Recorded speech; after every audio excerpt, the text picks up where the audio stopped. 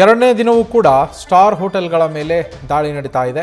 3 star, 5 star ಹಾಗೆ 7 star ಹೋಟೆಲ್ಗಳ ಮೇಲೆ ನಿನ್ನೆಯೂ ಕೂಡ ದಾಳಿಯನ್ನು ಮಾಡಲಾಗಿತ್ತು. ಇವತ್ತು ಕೂಡ ಆಹಾರ ಸುರಕ್ಷತಾ ಇಲಾಖೆಯ ಅಧಿಕಾರಿಗಳು ತಮ್ಮ ದಾಳಿಯನ್ನು ಮುಂದುವರಿಸಿದ್ದಾರೆ. ನಗರದ ಖ್ಯಾತ ಹೋಟೆಲ್ಗಳು ಹಾಗೆ ರೆಸ್ಟೋರೆಂಟ್ಗಳ ಮೇಲೆ ದಾಳಿ ನಡೀತಾ ಇದೆ. ವೀಕೆಂಡ್ನಲ್ಲೂ ಕೂಡ ಫುಡ್ ಕ್ವಾಲಿಟಿ, ಶುಚಿತ್ವದ ಬಗ್ಗೆ ಪರಿಶೀಲನೆಯನ್ನು ನಡೆಸಲಾಗ್ತಾ ಇದೆ. ಅಧಿಕಾರಿಗಳ ದಾಳಿಯ ವೇಳೆ ಅವಧಿ ಮೀರಿದ ಮಾಂಸ ಪತ್ತೆಯಾಗಿದೆ.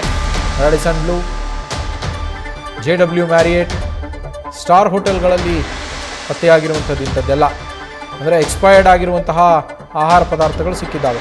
ಫ್ರಿಡ್ಜ್ಗಳಲ್ಲಿ ಸಂಗ್ರಹಿಸಿದ್ದಂತಹ ಆಹಾರದ ಗುಣಮಟ್ಟವನ್ನು ಪರಿಶೀಲನೆ ಮಾಡಲಾಗ್ತಾ ಇದೆ. FSSAI ನಿಯಮ ಪಾಲನೆ ಆಗಿದೆಯಾ ಅನ್ನೋದರ ಬಗ್ಗೆ ಪರಿಶೀಲನೆ ನಡೆಸಲಾಗ್ತಾ ಇದೆ. ಸಂಶಯಾಸ್ಪದ ಆಹಾರದ ಮಾದರಿ ಲ್ಯಾಬ್ ಪರೀಕ್ಷೆಗೆ ರವಾನೆ ಮಾಡಲಾಗಿದೆ.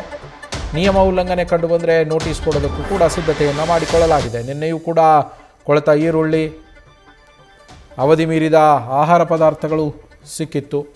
ಇವತ್ತು ಕೂಡ ಅದೇ ರೀತಿ ದಾಳಿ ಮುಂದುವರೆದಿದೆ. ಅದೇ ರೀತಿಯ ಆಹಾರ ಪದಾರ್ಥಗಳು ಕೂಡ ಸಿಗ್ತಾ ಇದೆ. ಅಗತ್ಯ ಇದ್ದರೆ ದಂಡ ಹಾಗೂ ಕಾನೂನು ಕ್ರಮದ ಎಚ್ಚರಿಕೆಯನ್ನು ಕೂಡ ಅಧಿಕಾರಿಗಳು ಕೊಟ್ಟಿದ್ದಾರೆ. ಗ್ರಾಹಕರ ಆರೋಗ್ಯ ರಕ್ಷಣೆಗಾಗಿ ಇಲಾಖೆಯ ಕಟ್ಟುನಿಟ್ಟಿನ ಕ್ರಮ ಇದು ಆರೋಗ್ಯ ಸಚಿವ UT ಖಾದರ್ ಅವರ ಸೂಚನೆಯಂತೆ ನಡೀತಾ ಇದೆ. ನಿನ್ನೆ ನಗರದ ವಿವಿಧ ಭಾಗಗಳಲ್ಲಿ ಏಕಕಾಲಕ್ಕೆ ಕಾರ್ಯಾಚರಣೆಯನ್ನು ಮಾಡಲಾಗಿತ್ತು. ಆಹಾರ ಸುರಕ್ಷತೆ ಇಲಾಖೆ ಏನಿದೆ ಅದು ವಿಶೇಷ ನಿಗಾವನ್ನು ವಹಿಸಿರುವಂಥದ್ದು.